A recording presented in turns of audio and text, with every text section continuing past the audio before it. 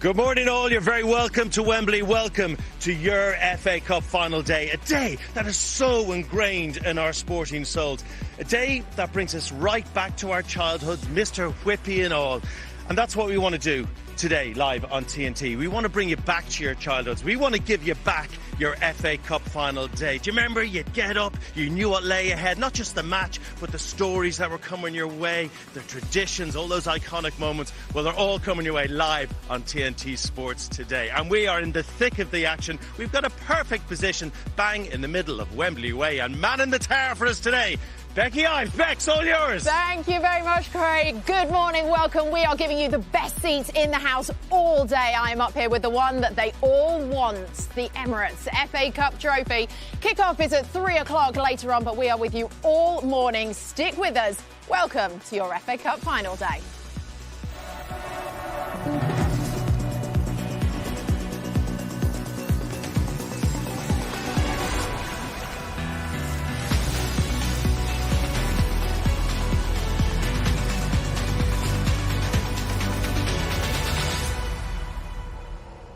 Good morning. I am so glad you're with us bright and early because there is nothing quite like FA Cup final day.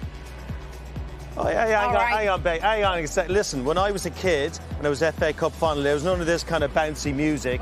It was all like slow, melodic music, had you in tears. Okay, try it. Well, can you have any of that there? Can someone clever press a button and get... There we go. Now we're back in our childhoods, aren't we? FA Cup final day. The stories that got us here. The tears, the joy, the memories, the traditions.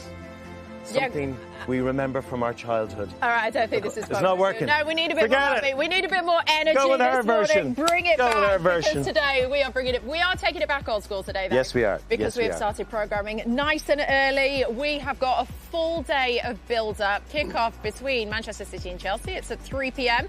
But Look where we are. This is spectacular. We are with you all the way through till 3 p.m. Welcome to your FA Cup final day here on TNT Sports. And not only that, good morning if you're listening on TalkSport. We are with our friends on TalkSport. We love that. We're on radio at the same time. Yeah, we are. That's fantastic. Hello, radio people. Nice to have you with us today. Look, an incredible setting, isn't it? Look, you see the arch, and it's going to be really big. I mean, it's only 9 a.m. Mr. Whippy might be here. Some fans kind of dribbling around the place, but it hasn't really kicked off just yet. I'm delighted to say, though, from TalkSport, Jason Cundy. Good morning, guys. Here. Thank you. How are you? Me. Pleasure to be here. And, of course, FA Cup winner, one of our own at TNT Sports, Jolien Lescott. Morning. How are you? I'm good, thank you. Do you still get the FA Cup bubbles, Jolien? Is it still there? It's not the same, yeah. There's a slight excitement towards the game with less nerves because I'm not involved, so I can't mess up the outcome. Might mess up the show, but not the outcome of the game. But yeah, in regards to the excitement, yeah, this is like the most honourable competition and trophy I won. The magic of the FA Cup, Jason, is still very much alive, isn't it? We've seen some incredible games this season. Yeah. By the way, whoever's come up with this idea, well done, because it's something my childhood grew up. I bet you've not got anyone on the coach, though. And not on the coach, Yeah, right, we tried. Times have changed a little bit. I remember growing up and having someone on the coach interviewing the players. Obviously, things have changed, but it is an unbelievable occasion. Growing up as a kid, it was the jewel in the crown, wasn't it, of the footballing season? And the fact that we're here outside on a beautiful day. Jolien's struggling here with the sun. Sun is like, I know, he's too early for you get the old shades on, aren't you? I might do in a minute. But there is something really special about the FA Cup, and it probably has lost its identity a little bit with the Champions League and Europe and how much money's in the Premier League. But whenever the day comes around, especially when Chelsea are playing, for me, that buzz is remarkable. Certainly when you come here so early, the tension is building already. Well, as a child, though, was it something you always wanted to play? And do you think that still exists within grassroots football now? Possibly less. For me, yeah, this was the competition that was a realistic achievement. Like the Premier League, when I was watching football, wasn't even around. So the ambition of winning the Premier League and the league wasn't that realistic to me. But the FA Cup was something that every footballer was involved in, regardless of what tier you played in. You started off earlier in the season, so it's something I could reference. And as you got closer to becoming a professional, it was definitely the trophy that was a mainstay in regards to, I want to win that one day. And it always seemed to be, from my childhood, a beautiful sunny day. Yes. I'm sure there have been wet FA Cups. I just can't remember them. It always just seemed to be the most perfect day, didn't it? You've got another one. I know, it's gorgeous. Not to love it. Absolutely gorgeous. So, look, we're going to reminisce a bit in this first couple of hours. As we get close to the game, we're going to do tactics and all that stuff. This morning's really about reminiscing and just celebrating the joy of it and the stories that got us here and all that kind of thing. So we're just going to have a nice old time, everyone. Certainly is. We're on the telly and also live on the radio on TalkSport. Good morning to you. Kick-off is at 3 o'clock, but this is what we have got coming your way, and there is plenty of it. So we are going to be delving into the archives and debating what the greatest FA Cup goal ever was. We've also got last season's winning captain who will be joining us to talk about that special day for Crystal Palace. Joel Ward will be here a little bit later. Who will win the FA Cup goal of the season? We would like your votes with that and a very special live version of the breakdown from Wembley Concourse. It's going to happen. Stephen Gerrard will dissect the two finalists. I don't know how concerning this is, but you've got Joe Cole and Ugo Monye. They'll be with us all morning, cooking up something special. Yeah, I mean, that's terrifying, isn't it? I don't know. Ugo Monye, he's got Deliveroo on speed dial, that fella. Are you kidding me? He doesn't know where the kitchen is. I don't think I've ever seen Joe Cole make anything, but we'll see how it goes. I really want to delve into, like, really kind of just small little bits that excite me as a sports fan, but FA Cup final day, do you remember what you had for breakfast? Like what? Porridge. It would have been a protein shake for breakfast, and then pre-match around 11:30. Kick-off's at 3, so yeah, 11:30 is pre-match, and then would have been porridge. I was very superstitious in my routine before any game, so yeah, that was the thing that fueled me. And everything is laid out, every detail, every minute in the build-up to getting out of the pitch. Yeah, definitely. Again, it's like the clubs try not to change too much. Obviously, the location is different, and the hotels and that the kind of travel aspect of it. But in regards to the players' routine and the walk and stuff, is very structured, and you're trying to keep as much as similar as possible. I wouldn't know. I didn't get to a final. So that's it. Look at Julian. He's looking at me. I don't know, mate.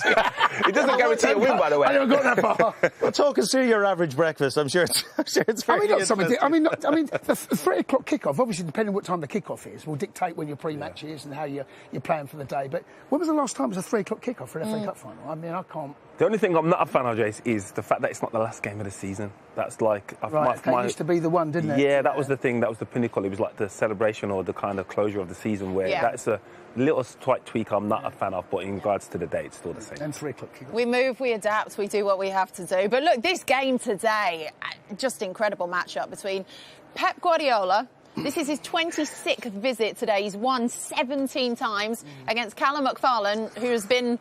once, but to be fair, has got a 100% win record here, if we're going to put it that way around. Yeah, look, you're up against one of the greatest managers of all time, someone that knows his way around, not just this country, around Europe, knows how to get a trophy over the line. It's going to be incredibly difficult. We're underdogs, there's no doubt about that. I think most Chelsea fans, most football fans will understand the difference between Man City and Chelsea, especially domestically, how we've struggled this season as well. Certainly, in the last 7 or 8 weeks, it's been a terrible time for Chelsea. But even though it's been a bad season, we're still at a final, and we got a puncher's chance. I remember 21 when we played them in the Champions League final. No one gave us a chance in that particular game, and we managed to get over the line. All right, admittedly, Chelsea's side was very different. We had Gallagher in there. We had superstars over the place. This is a very different looking Chelsea side, but we're going to have to produce their very, very best.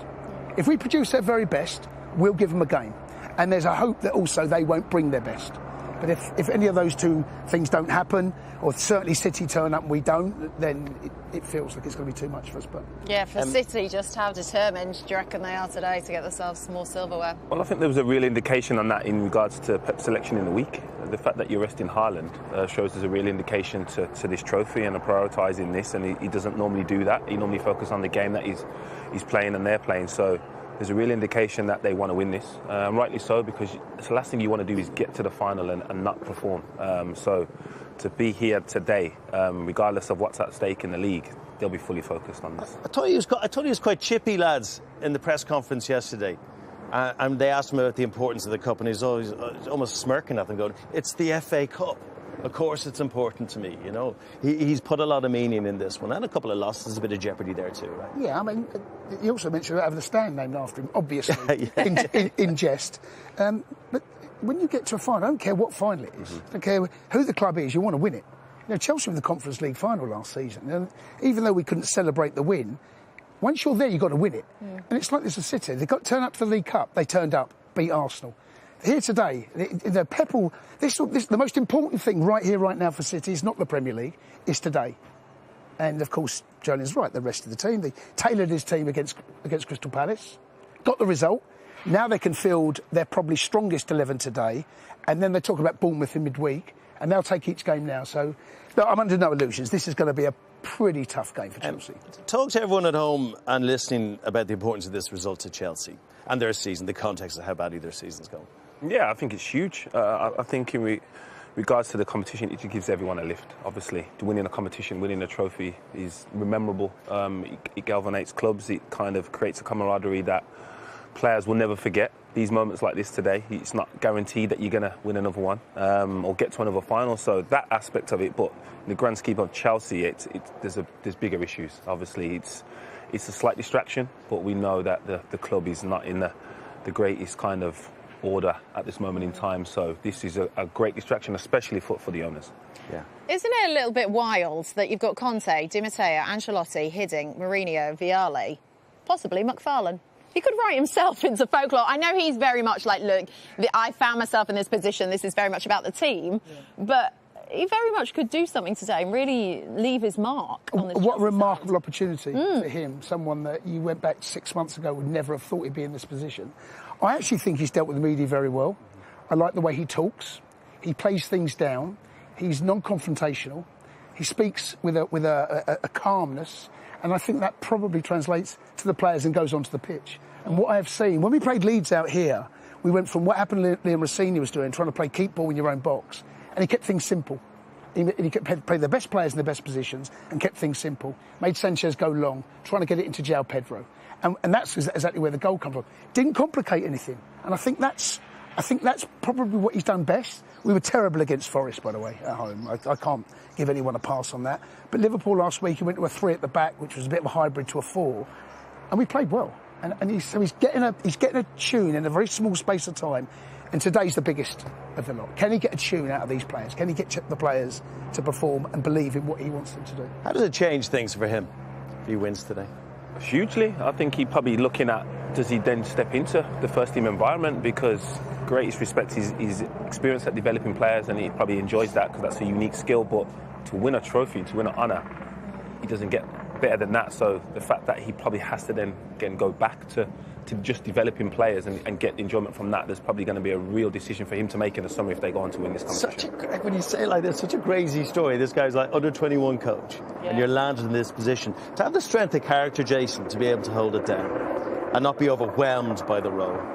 Yeah, and that goes back to the point I was making about how calm he is. And he has had a little look round the corner before. Of course, he took over when Maresca left. He actually went to City, and we picked up a point there. And so he's been in this situation before, but I don't think you can prepare yourself for an FA Cup final like that. Like I said, I thought he adapted, and I think the way he set the team up and kept things simple against Leeds leaves them in good stead here. And the players were in a bit of a position where it felt to me they didn't trust or believe in what Rossini was telling them. The performances and results will tell you that.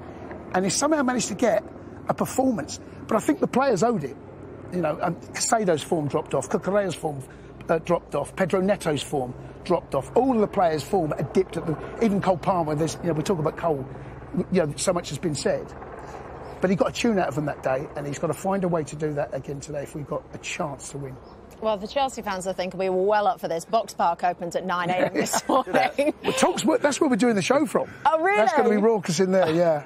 Best of luck with that. I was going to say, Jason Cundy never to be seen again after this morning once he leaves us here on the couch. But yeah, big day for the Chelsea fans, big day for the Manchester City fans who are back at Wembley again. Yeah, again, you can't downplay what it means to them. I was obviously lucky enough to play in that game in regards to the 34-year gap absence from this competition. But yeah, it's probably deemed more important for Chelsea, but to City fans, it's going to be equally as important and equally as enjoyable. So every fan, this is going to be someone's first memory.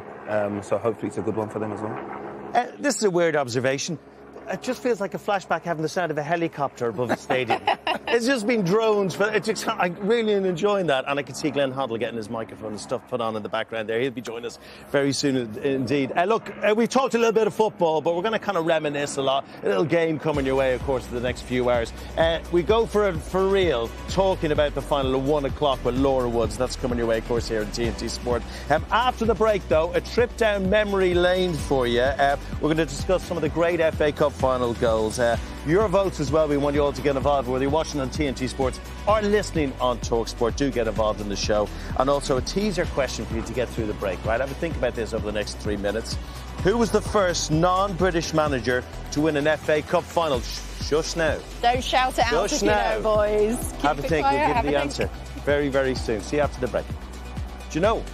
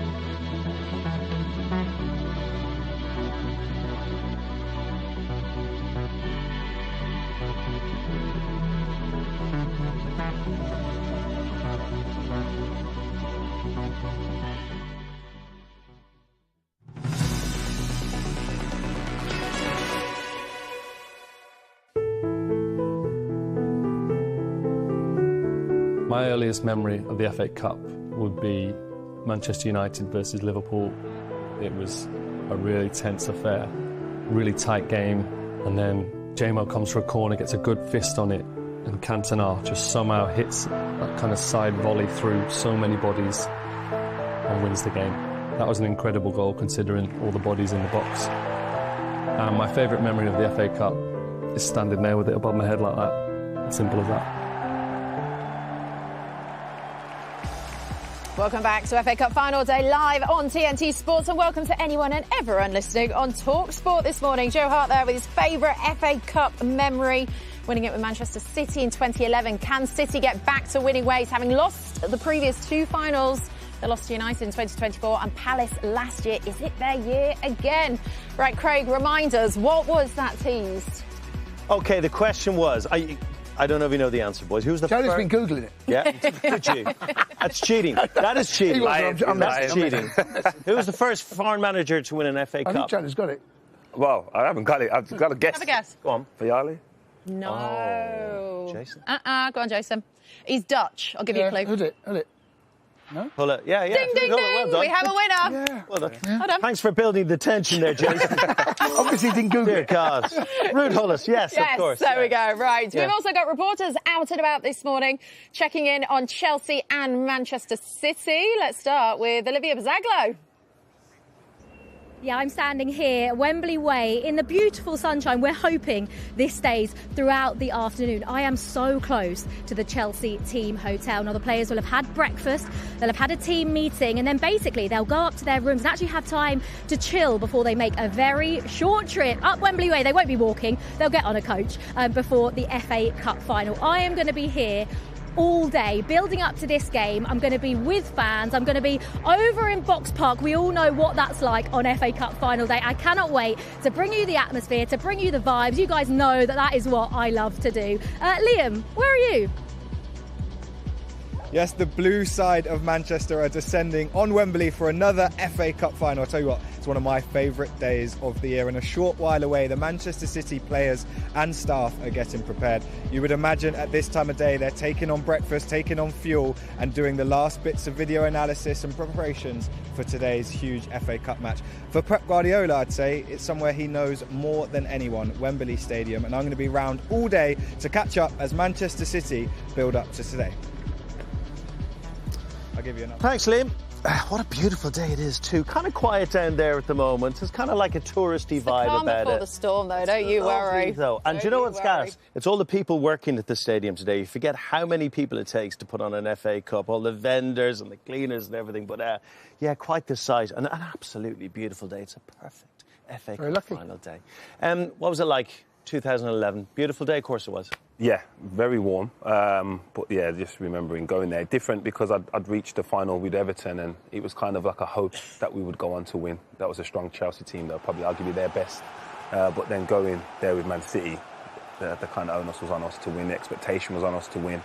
But just remembering that again. I missed a lot of the celebrations, actually. I went back into the changing rooms to get a video recorder, and I came out and like the door, they sprayed the champagne on. Oh no!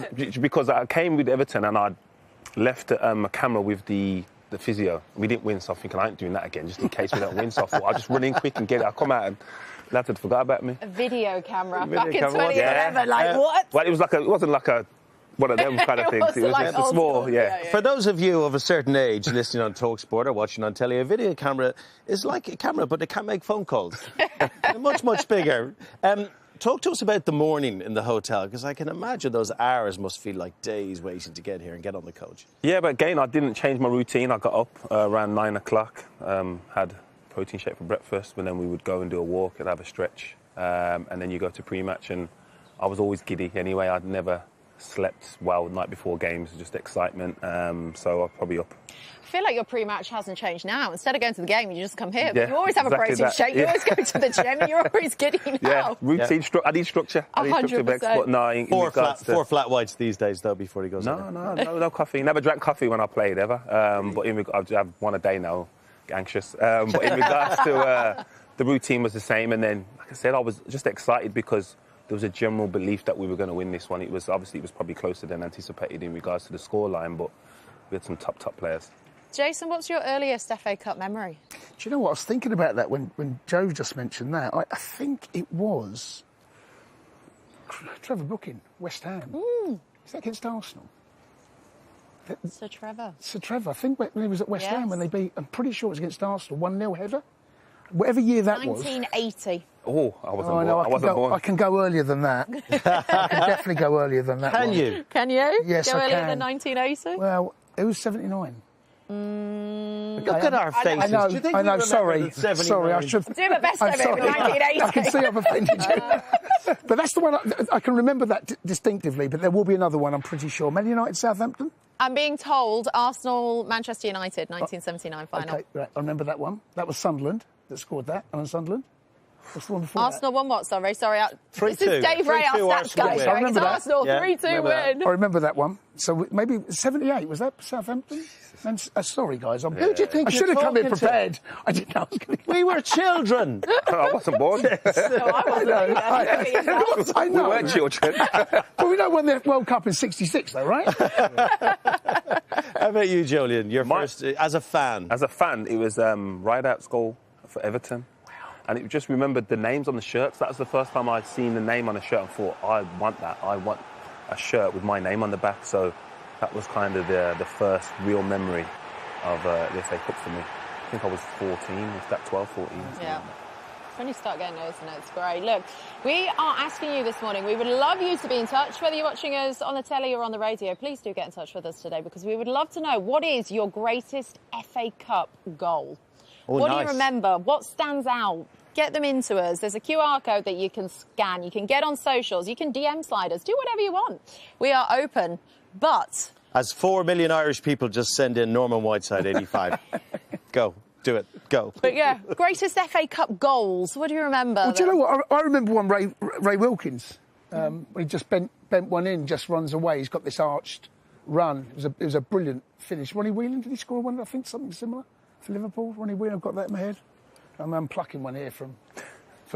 I know you weren't even born then, right, guys? So bear with me. I tell you something, I like you have a good history. memory. You have a good memory. Can I just pick up on something here, actually, before we're going to get into a little bit of serious stuff for a moment? But in today's Telegraph, Matt Law has a bit of an exclusive. Alonso, the front runner to land Chelsea job within days, it says on the front page of the Telegraph.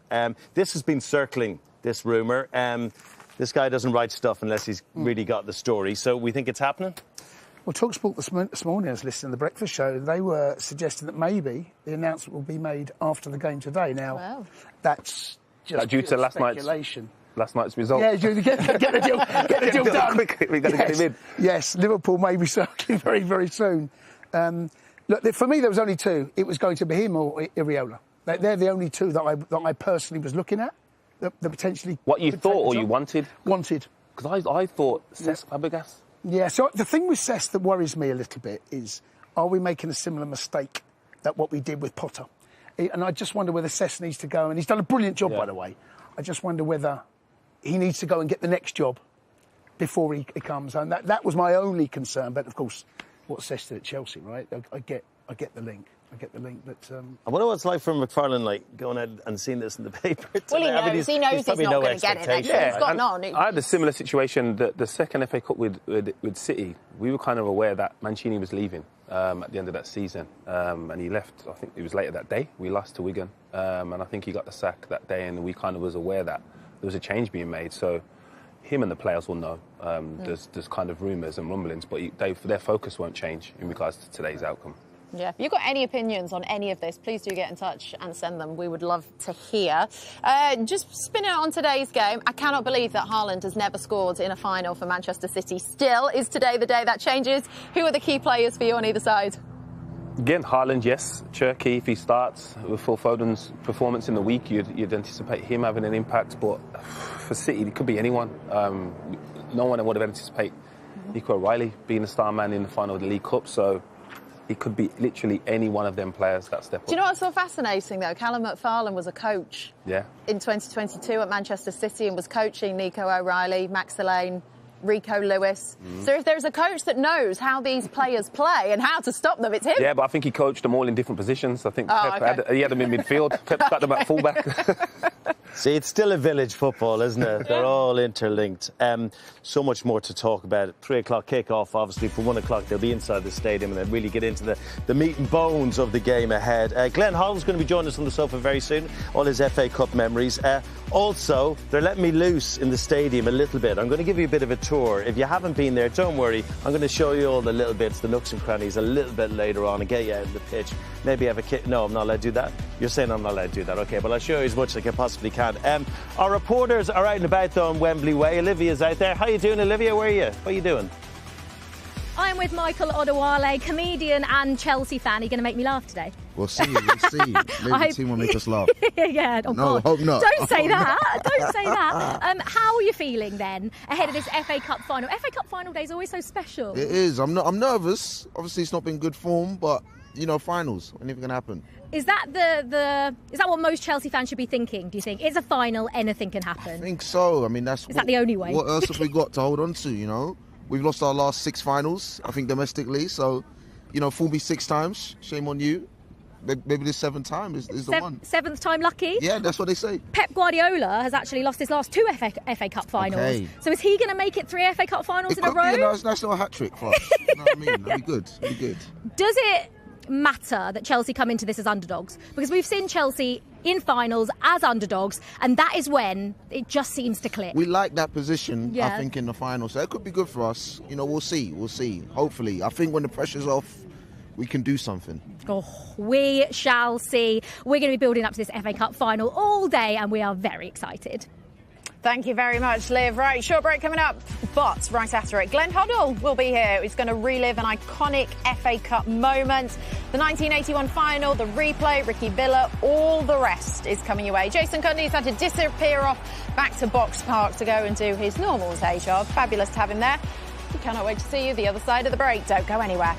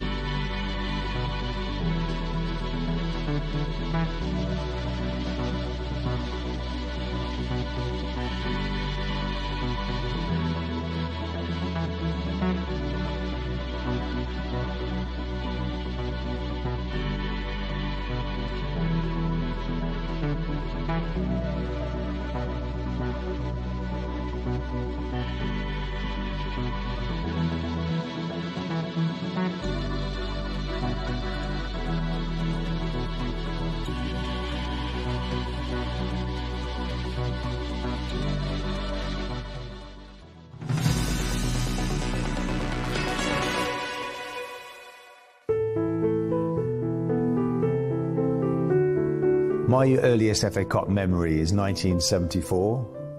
About 8 years of age, loved football to bits, never seen a live game before, and of course every year the only live game was the FA Cup final. My mum and dad ran a supermarket come off licence. They were selling Newcastle brown ale and everyone was buying it. My mum couldn't understand why, and they said, "Oh, your lad's mad on football. We've seen him playing football outside the front. Take him to watch the Liverpool game. It's on today, it's on the telly." So I sat in front of the telly from 11 o'clock till 10 to 5 when my mum shut up the shop. She came back and said, "How did it go?" I said, "That's me, Mum. I want to be a professional footballer. I'm going to do that one day. I'm going to play in one of those cup finals." And I was fortunate to be able to fulfil that ambition. There we go, Martin Keown's favourite FA Cup memory. Welcome back to FA Cup Final Day, live on TNT Sports and TalkSport. We're counting down to the FA Cup Final between Chelsea and Manchester City. Kick-off in around 5 hours' time. Fans starting to fill Wembley Way. Now, earlier this week, we sat down with fans from both clubs in a very special FA Cup Final debate. So it's the FA Cup Final. Chelsea obviously start as underdogs. How can you upset City? Because, let's be fair, it's not been a great season. I think we, honestly, in a game like this, it's not about even having the perfect game plan. It's about just having the mentality, the majority, communication. It's the basics. It's about making things difficult for Man City. I think it's all about just... Sounds like Liam Racine, yeah. It's a little bit, but that's all we have. I think right now we're in a difficult position as a club. It's a cup final, though. It's a cup final. Yeah. Chelsea underdogs in cup finals is a completely different beast. I feel like the Chelsea players relish opportunities when... Yeah. Well, the last win over City was in the Champions League final. I think turned up at probably one of the only games you've turned up late. I think this is a tougher game. Well. I think this is a tougher game from that people are making out. I think Chelsea will. You're expected to do course, something. Yeah, there's players in that team who want to win games. Man City, Wigan, all those years. Yeah, well, you think about the last even worse, and even worse, Man United. They were massive favourites for that game. We've got Garnacho scored in that. Yeah, I don't think he'll touch it. No, I'm happy that Colwell and Reece James are back because they make a big difference. Colwell's massive, and so is Reece James as well. Yeah, even just at the weekend just gone, just seeing Colwell in our defence, we looked a lot more solid than we have been. And Reece James is a huge part of us. But everyone has to be on it because we've not been on it for months. There's no givens in a final. Before the draw against Liverpool, 6 defeats in a row, was it, in the league? Yeah. 1 goal. Yeah. But that ties in with the last 6 domestic cup finals. You haven't won. No. How are you going to win? I mean, we've been in worse situations. Of course, you can never forget the Champions League final against Bayern Munich. No one gave us any hope. A lot of time being an underdog does suit Chelsea, even down to last summer with PSG, etc. It does help when we aren't as fancied, I think. So would it be a successful season for City if they win their second trophy of the season? I think if you look at... Absolutely, it's a successful season. We won 2 Why are you getting aggressive? It's absolutely. It's a crazy question. I think the standards we've set over the last decade, Robbie, is we should be winning everything because we've made it look normal to win the league every year. But based on where we were last year, it was trophyless season. We had a very bad patch last season. I think it was, how many games was it? Was it 14? 13 games. 13 games with 1 win. And it was the worst 13 games I've seen. From where we were last year without winning a trophy to potentially walk away with 2. Absolutely, it's a good... Yeah, absolutely. So can you only beat yourselves this weekend? No, because we have to beat Chelsea, and Chelsea are a good team. We're talking Manchester City Academy there. There's a lot of players who've got that mentality in there. Quite a lot of them I don't want to play, to be honest. Really? We just beating Arsenal as well in the League Cup final just over a month ago, so I think if we turn up like we did there, I don't think Chelsea have got a chance, but it's whether we can turn up like that. Predictions. Genuine predictions. It's 2-0 City. I'd go 2-1 City. 2-1. I'll go 2-1 Chelsea. Right.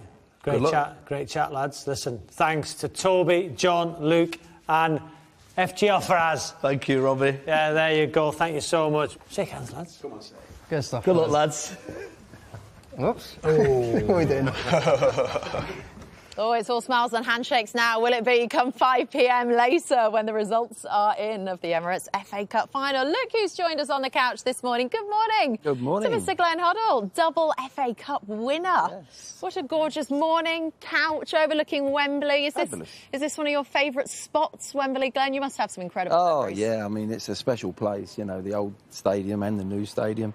Wonderful times. I'd sort of this connection with Wembley from playing for England and making my debut, scoring cup finals, scoring in playoff finals for Swindon, all that. So Wembley and myself are very special in my heart, really is. And it's great to be be involved in a part of a team that are putting the traditions back into this FA Cup final. Traditions is one way that we can call it, because I tell you what we don't have anymore, and that is songs.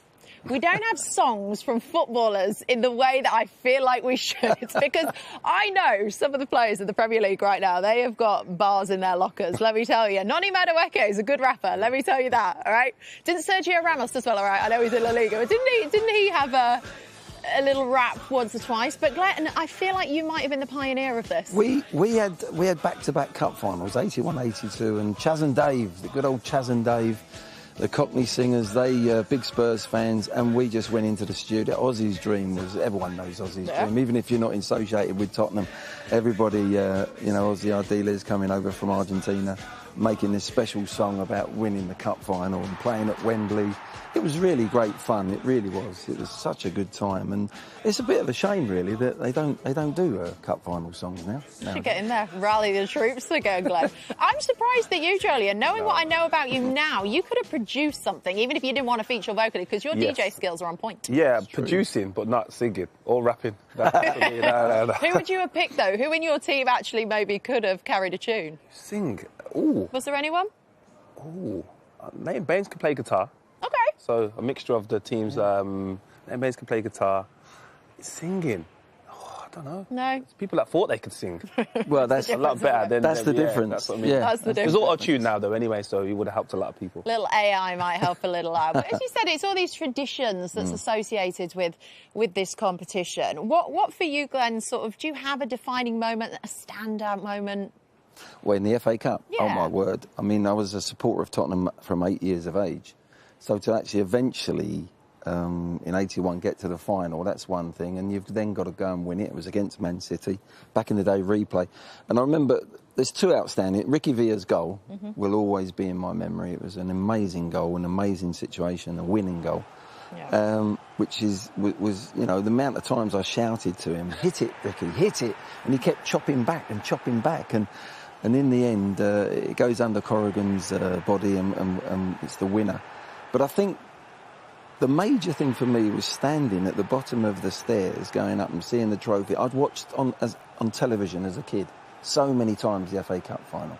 It meant so much to us as fans. And I stood there and I just thought, you know, supported Tottenham since I was 8 years of age. I'm now going to go and lift that cup with my teammates. It was incredible.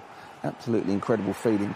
And I actually got emotional and I burst out in tears just as I'm going up the steps. I just overcome in a lovely, lovely way. So that's how much it meant to us. It really did mean a lot, yeah. Absolutely. I can't even imagine what that must be like. It's insane. It's hard to put into words. And a similar memory for me was just like obviously watching it as a kid and then winning it and then having my two young sons then now. We're not that young anymore. But in regards to having them on the coach and I've got a picture of them holding the trophy. Brilliant. So them kind of memories are the things that you live long in the memory bank. I do remember Ozzy Ardiles winning it and drinking out of the cup. And he dives in the big bath at Wembley. The community, there was a big bath in there. He didn't know how deep it was, actually. But he throws the cup up, the FA Cup 100th year, centenary. It hit the ceiling. No. He's put a big dent in the FA Cup. Oh, my. We nearly drowned him. We held him down for so long, and he didn't have a clue why, but he put a dent in the FA. Who did you have to tell? Because these trophies are... They had to change it. They're monitors. Yeah. Well, every photo, when we went back, we eventually got back to Tottenham, we had photos, everyone wanted a photo with the cup. We had to put our hand over the rim where the dent was. It's a great big dent in it. This little Argentinian had done it, and we were trying to kill him in the end. Social work. I love stories like that, listening to things. Right, we've been asking you this morning, what is your greatest FA Cup goals? What comes to mind? Up there, we've been running a poll. Stevie G, 2006. This seems to be getting a lot of love up there. Di Matteo as well for Chelsea. Who else is up there? Jesse Lingard, Frank Lampard, Alexis Sanchez in 2015 as well. We've got all sorts. I mean, there have just been some iconic moments. So let's have a little reminder of... Should we start with Stevie G? He's on our team a little bit later, so he'll be here. We'll indulge him early doors. Does this count? It's not Wembley, so does it count? I'll let you take that up. I think Steve might think it counts. And those West Ham fans. Yeah. Absolutely. Yeah, you can strike. ask him that for counts, but it's amazing, isn't it? Outstanding, and that's a typical Stevie G strike. Yeah. There's probably only one of the few players that can take that. Yeah, exactly, and it was the moment in that game as well. It was they were under a bit of pressure, weren't they? So to actually produce that at the right time, fantastic. This is Di Matteo's goal. I remember this one, yeah. This was early in the game, right? This was, I think, this probably the record, isn't it? No, I think Gundogan's might be now. Oh, is it? Gundogan's might be. Yeah, he scored an early one, but it was one that set Chelsea off, and it was the first time they won it. I was England manager then. We'd got to the final a few years before and got just beat casual, by isn't it? Just casual. It's incredible. What's that? Just when you say you're England manager, we're all just. No, like, it was just that we got to the final and we got beat by Man United, a very good Man United side. But a few years later, that was when they won the FA Cup, sort of the first time they were back on the scene again from the 70s, really. So that was a big goal. Right, so there's still plenty of time to get your favourites in. Do let us know about it. That'll be open. We'll announce the winner of that competition. There's not really a prize, it's just best FA Cup goal. We'll announce the winner before 11 a.m. However, we do have some prize winners with us today. Now, before the FA Cup final, we launched a competition for one lucky fan to win a trip to Wembley. It was with travel, with accommodation. Sean Lamb was our winner. We have met him. He's absolutely brilliant. And here's the moment that he found out. Oh, but he's lost the ball here to Joao Pedro, and now it goes on to Neto. And they're flooding forward the blue shirts. Enzo Fernandez!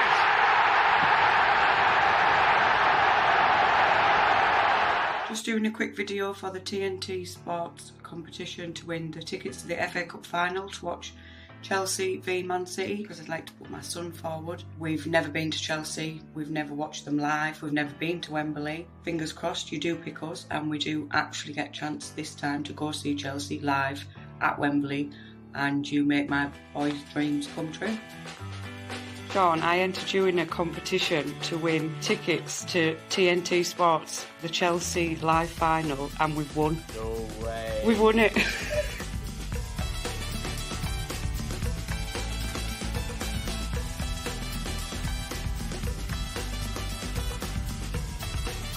How are we? What a coach this is, by the way. Hello, Sean, you right? Yeah. Hey, there. Nice to meet you. Before we get going, I've got to give you this shirt first. Signed by Moises Caicedo. Oh, okay. First time going to watch Chelsea, I'll tell you what, I'll just go to an FA Cup final. We're not just obviously coming to Wembley and just going to admire it from the outside. Your next surprise is we're actually going to take you inside and you're going to go pitch side. Let's go. One badge that you need to know there. That's it, just the one badge. Come on. Oh my God. Imagine playing here, eh? Some place, eh? Are we all in? Up the Chelsea. Good! Oh, fantastic. A brilliant and deserving winner and a great recreation of a goal in that video. And to be fair, that actually got us thinking. We would like to see more of that. So if you can you please send us your best video recreating a famous FA Cup goal, and we are going to show them throughout the morning on FA Cup Final Day Live. Right, here is an example for you. So this is Yaya Touré's goal. You're going to like this one, Julian. Remember this one? Excellent. So there's the goal. And I do believe we've had a recreation. Now, this is Henry, who is 6 years old, with a killer celebration. Oh, Dad nearly took him out. Absolutely love that. Yeah, he did, didn't he? I wonder if he got up from that. He's 6 from a more. No, I'm joking. But for sensational, if you've got any of those you want to recreate, it's a gorgeous day, get out in the garden and do send them to us. Jolene, it was kind of that moment, that goal, that almost sparked the revolution at Manchester City. Did you always see where it was going to go, where we are now with them? No, we hoped it would go to where we are now and what we've seen.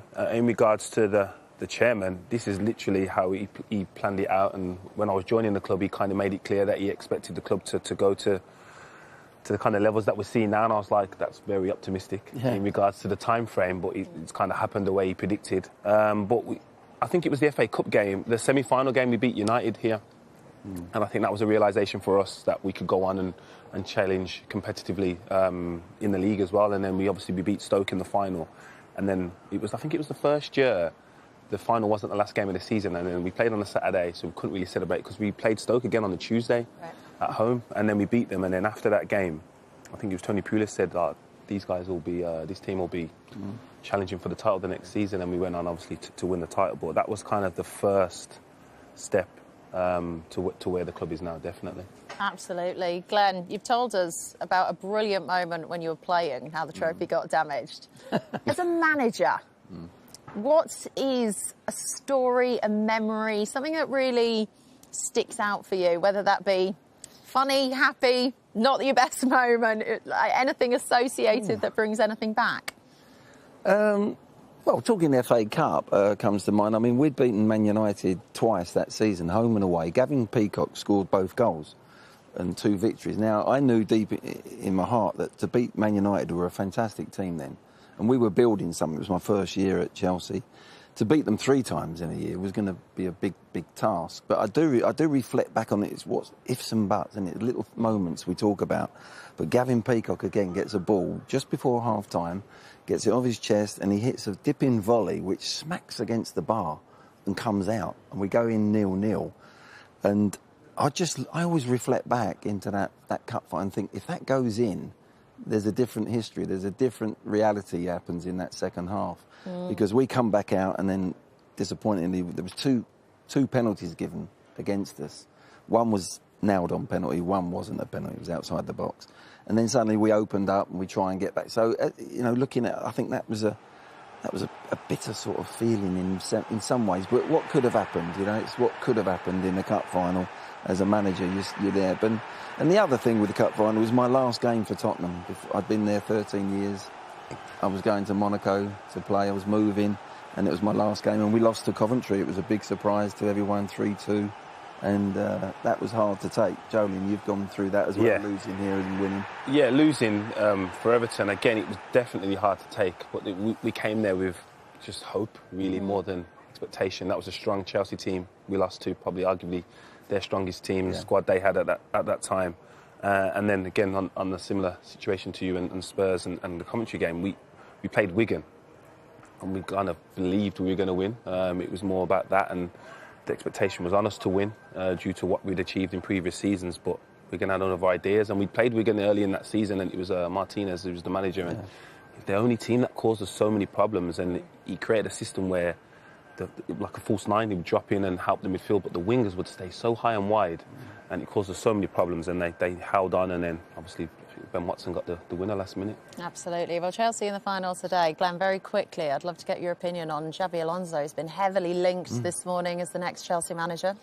Yeah, I think that might fit quite well, actually. I never felt it was right him going to Real Madrid. He was never going to be able to get out of the players there in Real Madrid, what he did at Leverkusen. It just wasn't going to happen, the way he set the teams up and wanted to. So I wasn't quite... But I think looking at this Chelsea team with the individuals and the players they've got, I think he might just be hand and glove. I think he might just be going to Chelsea at the right time. And I think he's a good coach, and I think he'll get the best out of Chelsea, He certainly is. Right, there is some rugby coming your way later on. Do make sure that you do stay there. It's Harlequins Exeter that is coming your way. Jolien, thank you very much for your participation this morning. Also coming up, we've got loads coming up, so don't go anywhere because we've got some cooking for you. Can you believe this? You can see what Joe Cole and Ugo Monye are cooking up alongside Chef Tom Sellers. We are hopeful that nothing gets burned there. Thank you for listening on TalkSport this morning. Do stay with us on TNT Sports. It's FA Cup final day. There is no place quite like it.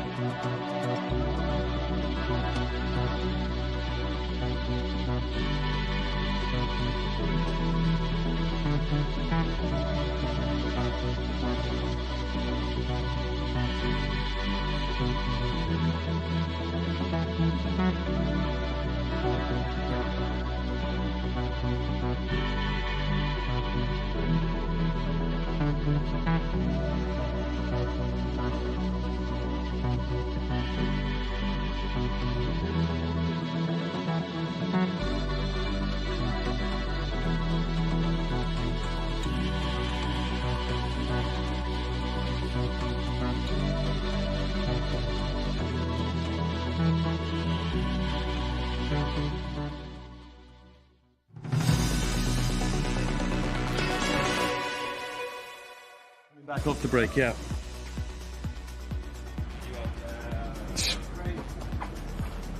Great. Good morning. Welcome back to FA Cup final day. There really is no day like today. Kickoff is at 3 p.m, but we have the best seats in the house for you all morning. And I believe Craig Doyle is giving you a little look behind the scenes.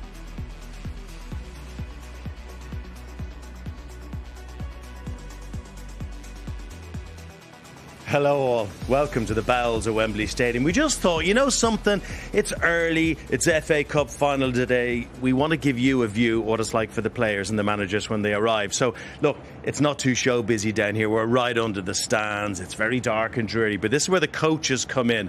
And this all happens 90 minutes before kickoff. Here's the exciting thing. When it comes to an FA Cup final or any big match, they kind of lose the normal clock. It's like a countdown. So everything goes from kickoff. So players arrive minus 90 from kickoff, which is a kind of cool thing, isn't it? They come straight into here. See all the sponsorship along here. They walk along this area after the match. This is called the mixed zone. So all the journalists will be standing in here and they'll be shouting questions at players and they can decide to answer them or not. It doesn't really matter. So that happens at minus 90, making the way up here. Minus 75 minutes before kickoff is when the team sheets are officially handed in. You all know your football. You've been on the social media. You probably know the teams. But that's the first time the teams are officially handed in. After that point, there's no changing anything. So lots of corridors down here. This is the press conference room. You probably saw the press conferences on TV and social media yesterday. That's all happening in there. They're having a bit of a briefing at the moment for security. Obviously, security absolutely huge down here. All the photographs down the corridor just show you. We can go show you one or two of them. Let me just see if I can show you this one. Go on, ladies, run, run, run. You don't want to be on telly. But you forget the concerts that have been held here. George Michael, Rolling Stones. It's such a brilliant, brilliant venue, isn't it? Some of the stars that have walked these corridors, of course, today. It is about Man City and Chelsea. So, off the coaches, in through here. And this is when they get into the zone. Minus 60, the warm-up window opens, which means 60 minutes before kickoff, they get to go out and start warming up. So here we are. This is the sacred place, overlooked by the great Sir Alf Ramsey himself. It's changed a little bit. Gareth Southgate actually changed these. He put the curves in here. So this is the Chelsea dressing room here today. This is the home dressing room. This is the dressing room England use. We're not actually allowed. Have a little peek. Have a little peek before anyone catches us. Don't go in though. Can you see? So both dressing rooms are the same. They're absolutely huge. And when you go in on the right-hand side there's a couple of ice baths. And then there's a big physio area. They get taped up. They get all their pre-massages. And then they've got the dressing room itself. This is City's dressing room. Come over here and have a look at this. It's such a huge space. Very quiet at the moment. Obviously, the teams don't arrive for a while. Shall we? Shall we open it? I'll be back in the rugby tomorrow. I don't mind if I get into trouble. Let's have a little look. There's no one there. Do you want to have a little peek? You can have a half peek. Just have a little look. There's a big buffet section on the left-hand side. That's where all the ice baths and the dressing room itself is in there. And the managers, they have their special place down there. And a few coffee machines, a lot of coffee machines around here. So this is what happens. 10 minutes, 11 minutes before kick-off, the ceremonies start outside there. 9 minutes, -9 before kick-off. Second knock on the dressing room doors, and the teams will come out here. City will line up here with all their mascots in hand. Managers, of course, at the front. That started way back in 1930, and it's one of those great FA Cup traditions. Chelsea will be here, and all the referees standing in front of them. And there's been so many brilliant, iconic... Look, see, the cameraman's so excited there. He couldn't get enough of it. He nearly dropped his camera. There's been so many iconic moments here. Think back to Wimbledon, when they were in the tunnel and they set the clock back 2 minutes, so Liverpool had to wait an extra 2 minutes, just building the tension in the tunnel. It's such a special place. Didier Drogba said, back in 2007, he scored a winning goal that year, didn't he? He said, this is still one of the most emotional walks a captain can do in the world of football. So they stand here, -9, -7, out they go. Can you imagine it? Going into the cauldron. He's testing his microphones. They're all going to plan, yeah? He's happy. Not very chatty. Lots of work going on here. Of course, all the interviews immediately, the flash interviews, pre-match, post-match. They're the quick ones you see just before kick-off and after kick-off. They happen just in the corridor there. Just everyone's so busy. How's it going? Is it going to plan? You happy? If she's happy, we should all be happy. So imagine this scene, okay? 90,000 people in here, and you just walk out into one of the greatest cauldrons in the world of sport. The noise. Can we have some of the noise? Grams, cue up some cheers. You got it? Wouldn't that be absolutely wonderful? Just look at this place. It is stunning. You know all the stats about there be no obstructed views. There were something like 16,000 obstructed seats in the old Wembley. This one has no obstructed views, but it's absolutely wonderful. This is the technical area. It's very close to the other one. I reckon I could swing a dig if I had to. And up there is the Royal Box. Now, in the old days, in the old Wembley, it was just 39 steps to get up to get your trophy. Now it's 107. It's quite a walk. We should try it out. Does anyone want to try that for me? No one around to run the steps. It can take quite a while. I don't know what these guys are doing. Shall I ask them? Lads, which band are you? Band of the Household Cavalry. Band of the Household Cavalry. Okay, well, congratulations being here today. You excited? Incredibly excited. Are you allowed to do live interviews? Probably not. You're in trouble now, son. You're in trouble now. Good luck today. Have a wonderful day. What a wonderful memory for everyone. It's not just the players, is it, or the fans. Everybody involved just have this wonderful time. But credit must go to the groundsman here. I just want to show you this pitch.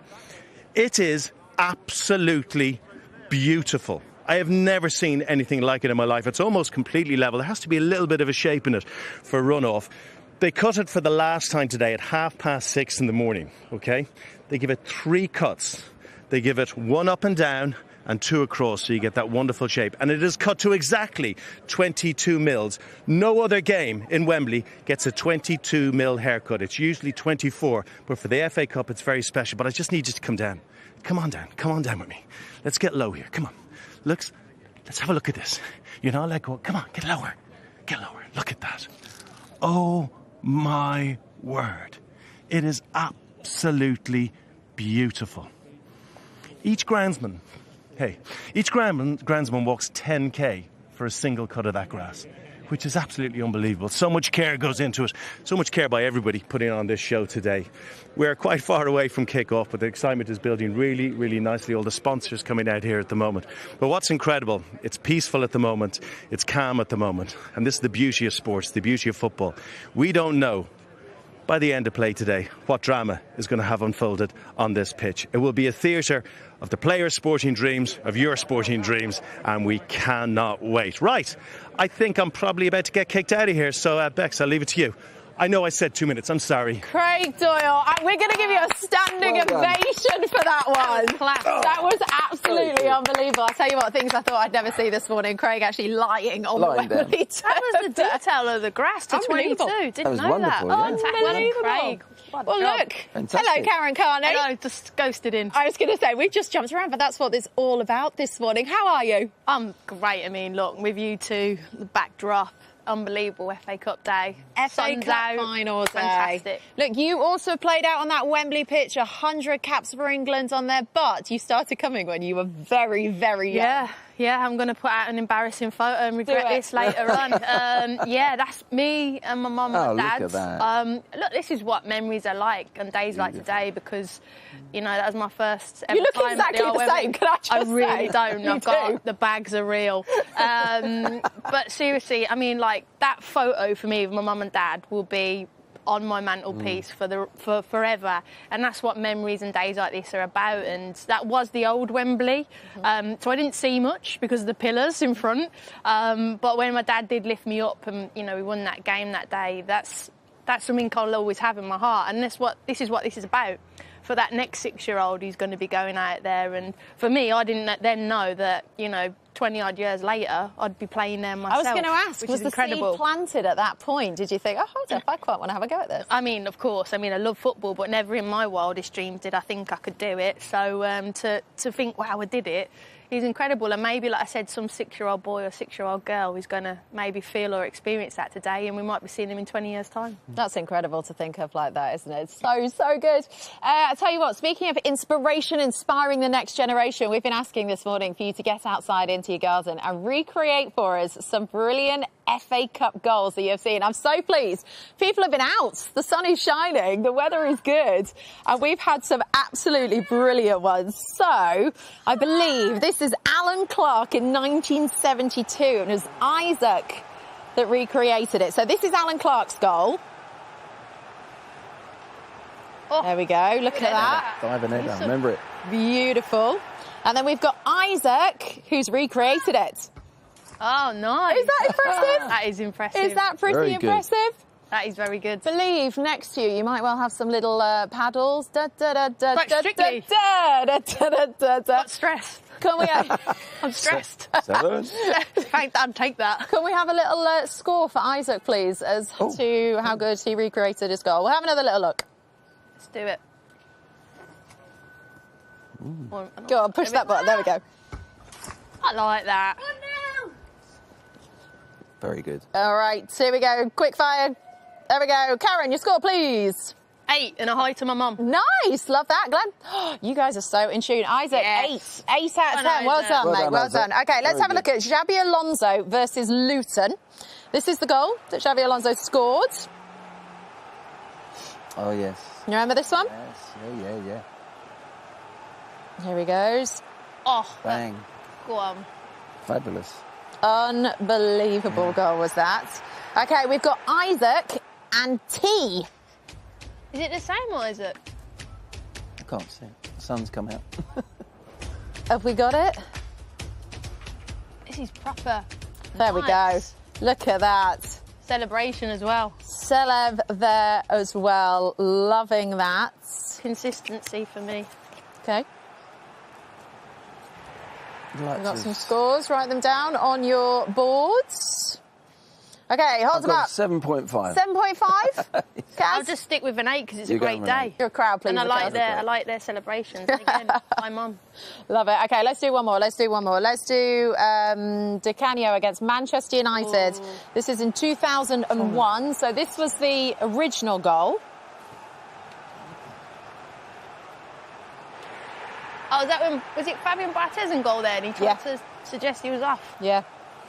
Oh, that one. Give him the old, You give him the old look at the linesman. It's offside, All right. It was Jack and George that have recreated this. Let's see what Jack and George have got. Oh.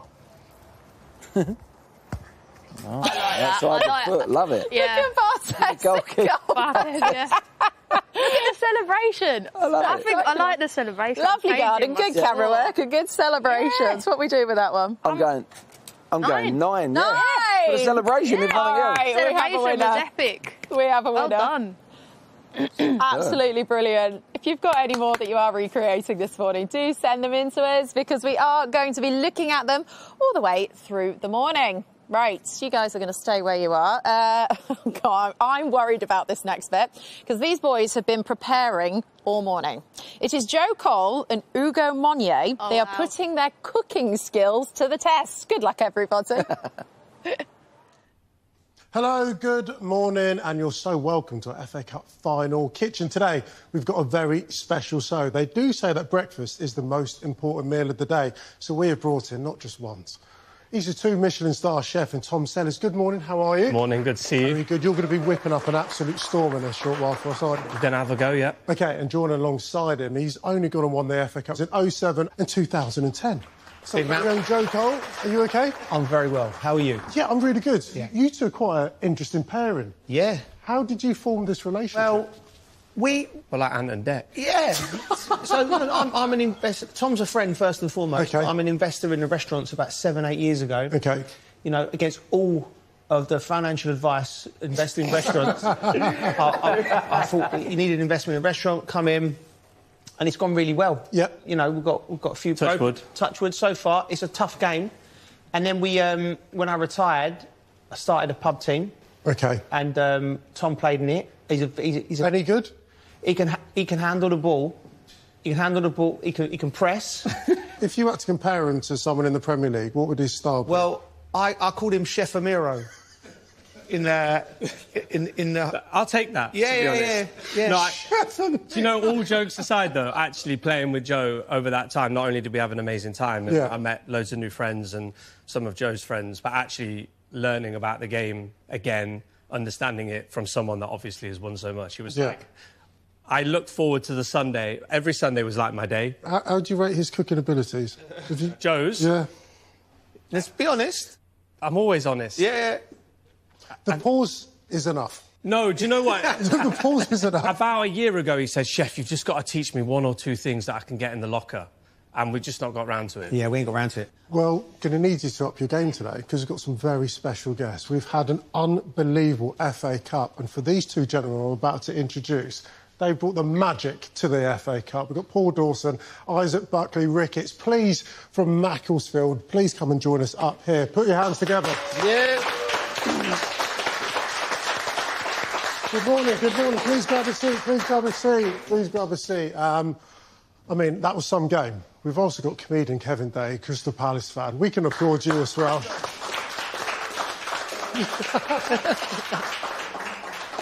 You're thrilled to see the lads, aren't you? He's absolutely thrilled to see the lads.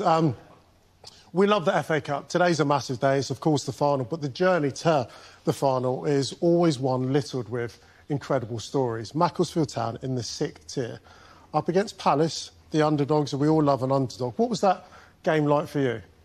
No, it was surreal. Yeah. I think before the game we was just going into it like one of them, come do your best, just put it all out there really. And then the magic happened. Kev won't be too happy, will you? I'm fine. Have they got plastic chairs? Well, you say that because it played on a plastic pitch, that's come under a bit of scrutiny, but it doesn't matter. How many times have you got to see that? Millions now. Yeah, millions of times now. It's crazy looking back on it, because in the moment I don't even realise what I'm trying to do. It's just more improvisation. OK. You didn't even know what you were doing? You didn't know what you were doing? I know what I was doing at the time. I was shouting at you on the telly. That's what I was doing. You know what? I'd just come out of hospital. I had a really bad back. I couldn't move. I moved. We've seen the girls. Incredible day. I'm retired, and like you, whenever I see moments like that, my first thought always is, what was the night like? The night? Yeah. Well, it was a 12:30 kick-off, so it was a day. It was wild, should we say. It was... I think I still have my armband now. Shin pads, everything until about 9 o'clock at night, to be honest. Amazing. I got the FA Cup man of the match, and I give it to one of the guys, the owners, and he ended up meeting me out later on. and he took it out of me, so I ended up losing it.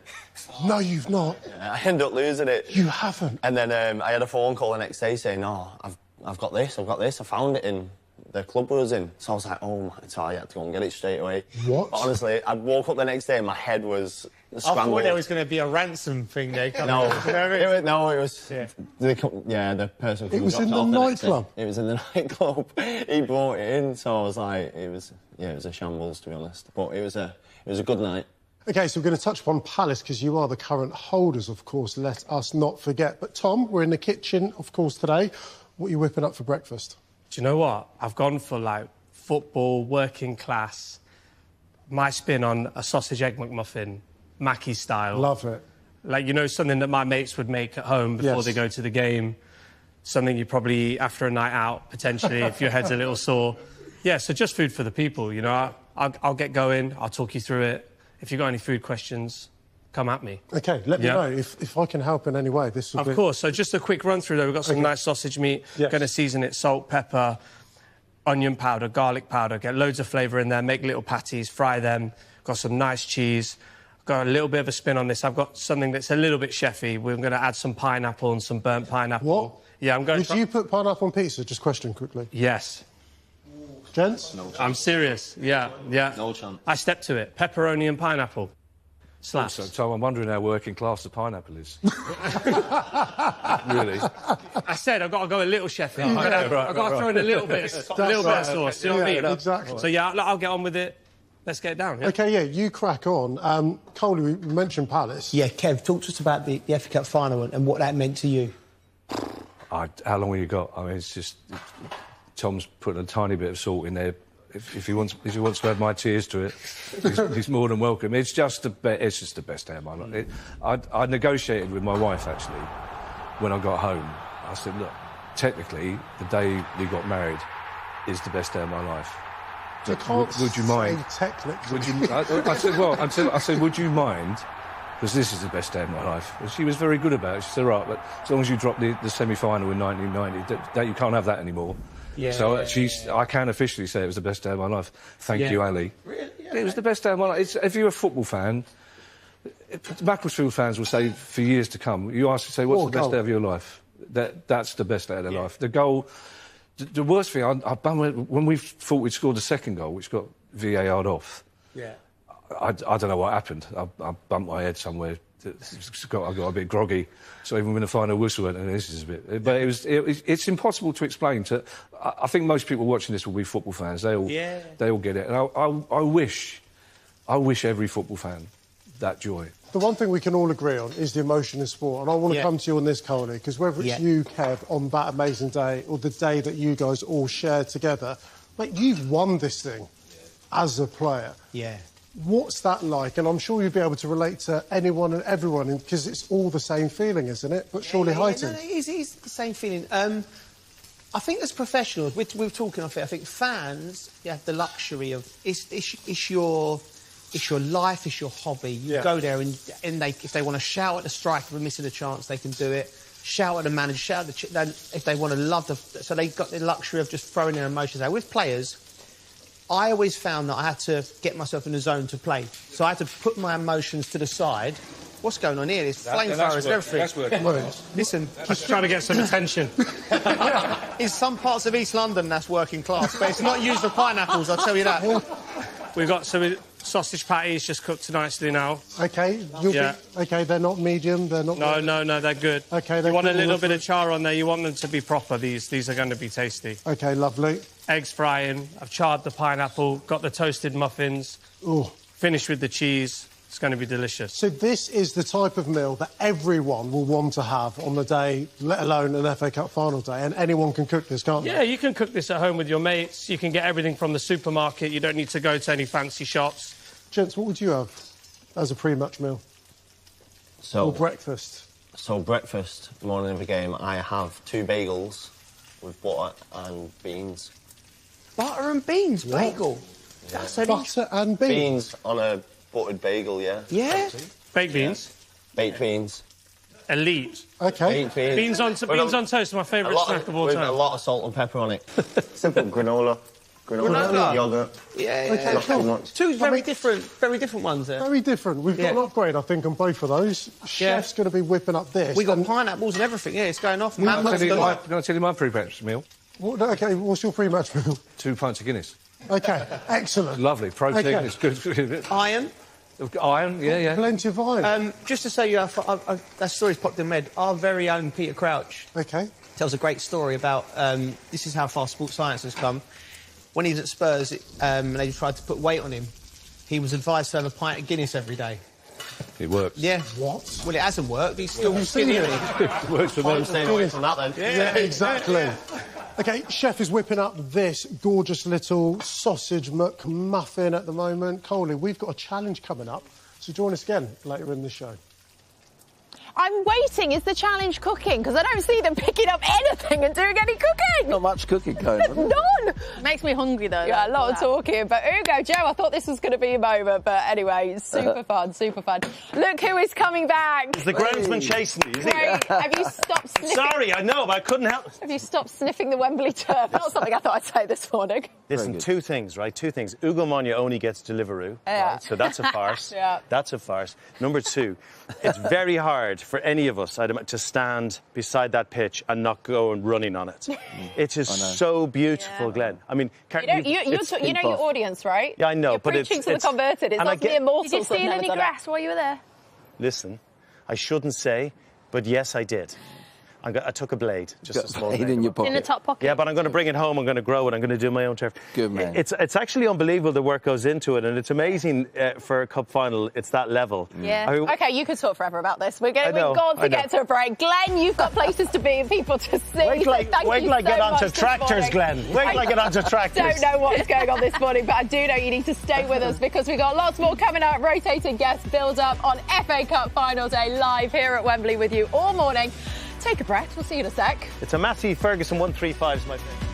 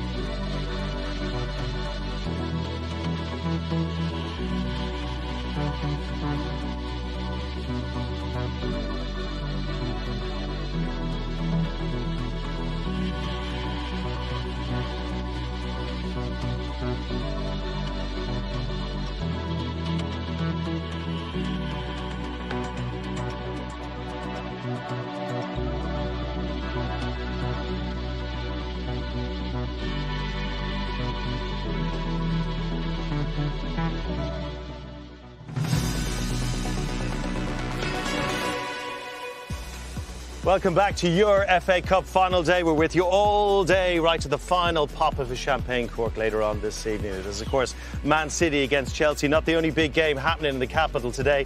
10 miles away, anywhere between a 48-minute drive and a 2-hour drive, is Twickenham Stadium, where Quins take on Exeter Chiefs in the Gallagher PREM. It is the playoff push time. It's getting really, really serious. It's a game that the Chiefs simply have to win. It's massive, particularly after Bristol losing last night, one of the biggest scorelines we've ever seen in the Prem. It is kicking off in the Gallagher Prem this season.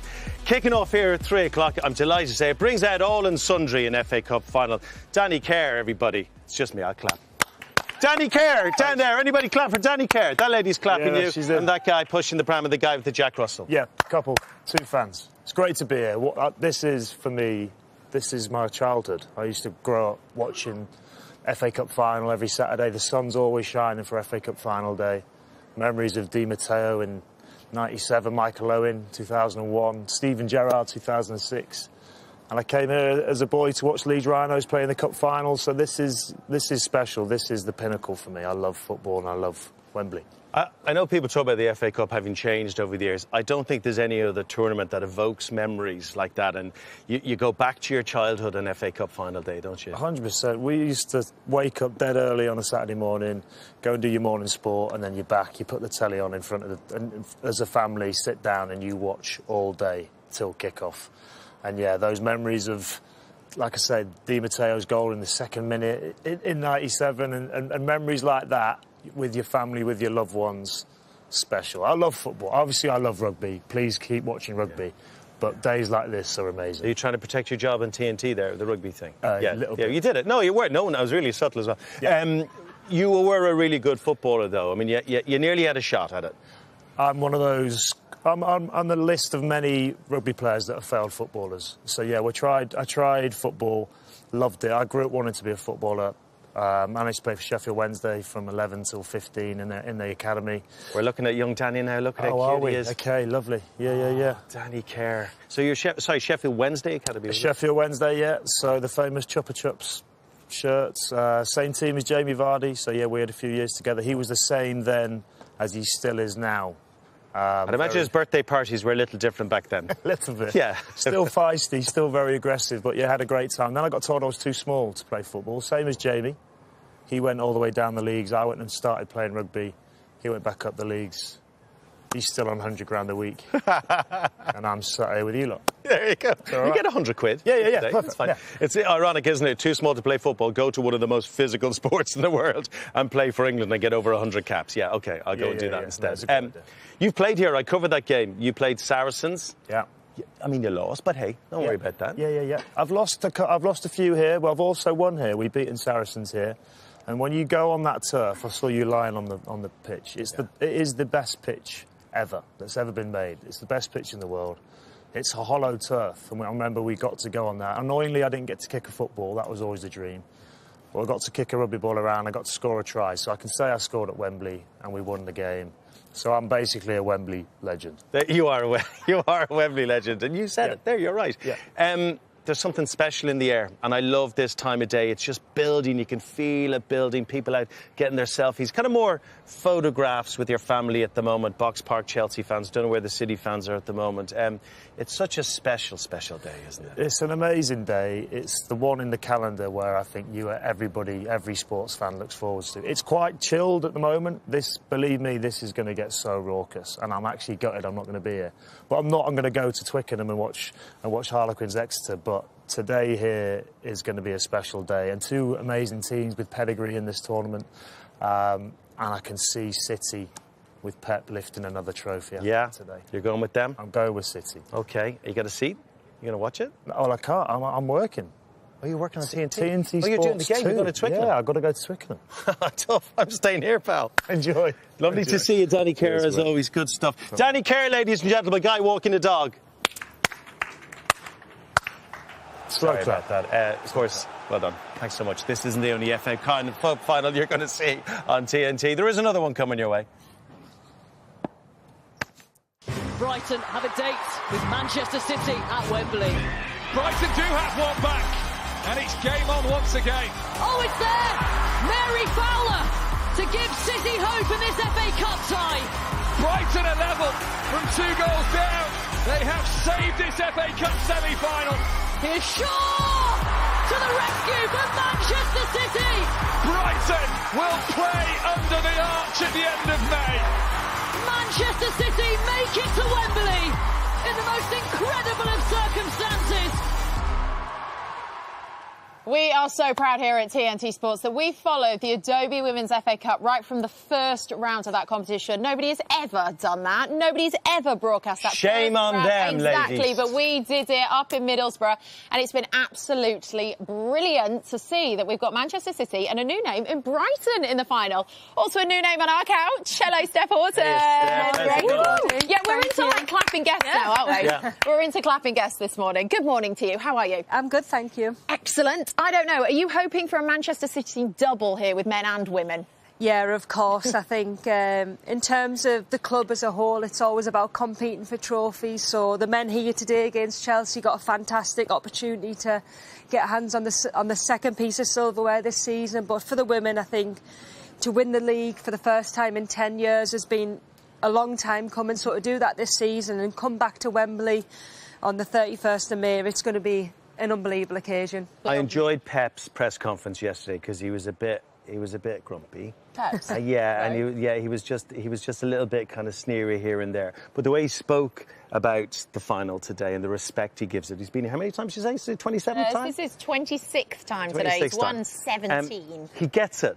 He gets the FA Cup. Yeah, he massively does, and I think he just gets English football. And I think when you get to the FA Cup final, I think when we were growing up, me and Kaz, the first game that you'd watch would be the FA Cup final on a Saturday, and you tune in and you watch it, and I think he just gets like how historic this trophy is, and I think especially the fact it's at Wembley. We all know what this stadium means to everybody, so for players to do that and for Pep to do it for over 20 times is, yeah, pretty special. I'll tell you who else is getting it, Andre Yeglers. He's only been here 10 months and he's already sealed the trophy for Manchester City in the WSL. What is it that he does get so well? You know what, I think we have been building a great team over a number of years, but yet winning teams, you have to have everything. You have to have a little bit of luck, you have to keep your key players fit, but also you have to be able to build a squad that's ready to go and play with that freedom. And I think, I don't know what you think, Kaz, in terms of what Andre's brought to the team this season is you've got the likes of Lauren Hemp, Bunny Shaw, with the ability to play free and to be able to do the things that they do on the pitch. And I do think that's been a big, big factor to City this season. I think he just annoyed every other manager that he's come in and he's won the league and went cheers, and he's taken them to another final in a couple of weeks' time. But well, I feel like we should just interject here because they're playing Brighton, who've already beaten them in the WSL. Yeah. So, is there a blueprint here? Could this be a really interesting final? Well, hopefully. We're just trying to wind up Steph. No, we want an interesting final. I think we're definitely going to get it. And what I mean by Brighton is to people that are thinking Brighton in the final, but this is a team that's been building. They've had a £10 million training ground. They've just announced a £75 million stadium bespoke for the women's team. This is a team that when you go in the training ground, we will be in the Champions League. So they're building and building. So this is the first time both men's and women's are going to be in a major final. You know, we were at the Arsenal game, they beat Arsenal and Liverpool. When they beat Arsenal, Tony Bloom, the owner, was there supporting them on Easter Sunday. They're taking it very seriously, so they're going to go in it. It's going to be a very competitive game. Very quickly, do you think Fran Kirby thought her FA Cup winning days might have been over? Nah, not with Fran. Yeah. No, she's a winner. Yeah. She knew, didn't she? Yeah, she did. But we're looking forward to it. Steph, you're a winner yourself. You know what it's like. Talk us through your FA Cup memories, the day, the morning, the celebrations. You know what, it's funny, like my first finals with Arsenal, and Rachel Yankee, absolute legend of the game, she just said to us, I was 21 at the time, and she went, it's not just about the actual game, it's just about the days leading up, but also the after bit. And I think I didn't really take it that seriously, but when you live their moments and you get to play at Wembley Stadium and walking up them steps, it's quite hard to walk up them steps. You don't really know whether to take one or two steps because it's a weird distance. But look, I think that's what dreams are made of, and to do it that many times, I think just to be at Wembley Stadium in itself, but to be able to lift the FA Cup alongside some unbelievable players it was definitely. Where did you keep your medals? You know what? They're actually in the loft at the moment. No. We need to sort them out. I know, guys. Steph. We did have them in a Hashtag place. humble, Steph. Yeah, Hashtag exactly. The fact I don't know where they are, then that makes it definitely humble. Absolutely. Right, do make sure you join us for the Women's FA Cup final, Sunday the 31st of May. We will all be here We for cannot that. wait. You coming to that one? I certainly am. Get us a ticket, will you? I will do, don't you worry. Sort me out. Good stuff. Good to see you both. Thank you so much. Thank you. Steph, thanks for joining us. Yeah, Appreciate good to see you. Talk about lifting the trophy. How about the man who lifted it last year? Joel Ward will be joining us after this break for a chat with the memories are still so fresh in his mind. Absolute scenes for Crystal Palace it was against Manchester City, let's not forget last year. So I can't wait to hear some of his stories. I want to know what happened to that trophy. Glenn Hoddle said he damaged theirs. I wonder if Joel Did said he? Yeah, he did. So we'll get the inside goss for you. I think Joel's probably a safe trophy guy. Yeah, we'll see you after the break for all that. See you soon.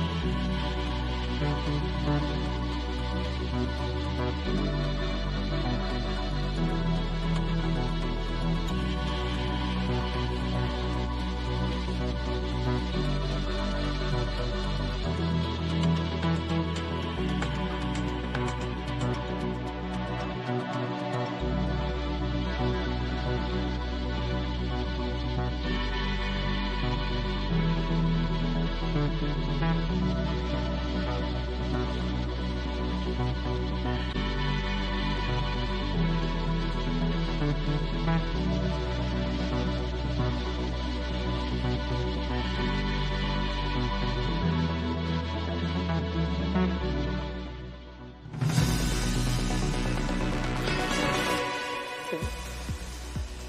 FA Cup final day, isn't it? And look at it, HQ looking absolutely beautiful in the sunshine. It's going to be sunny all day, all the way through kick-off at 3 o'clock. The fans arriving, families. It just looks a friendly time of day at the moment. So we're going to check back in, though, with the kitchen, and just to see how Ugo Monye and Joe Cole are getting on. It's just carnage, folks. It's carnage. Hello, welcome back to the FA Cup final kitchen. I'm in the kitchen with Tom Sellers, 2 Michelin-star chef, and FA Cup winner Joe Cole. You'd have seen that Tom has whipped up an absolute storm, and we're going to go and get to that. We've got the Mac boys as well as Kevin Day, our comedian, who are desperate to get into that. But before all of that, we've got a challenge.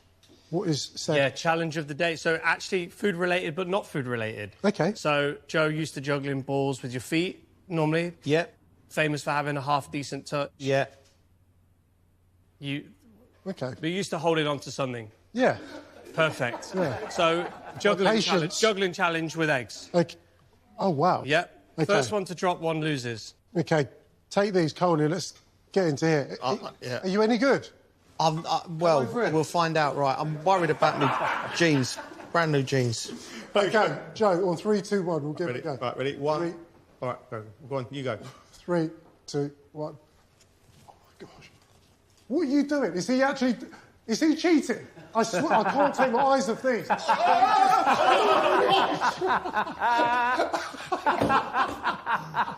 I right? Look at the nest down here. I think it's safe to say Joe lost. I lost, mate. A disgrace. And I swear you was cheating. I was cheating. Of course I don't know how to juggle. You only did 2 at a time. Tom's done a brilliant job. The food is set. These guys are absolutely ravenous. Cole, should we go and have a little Let's lunch? go.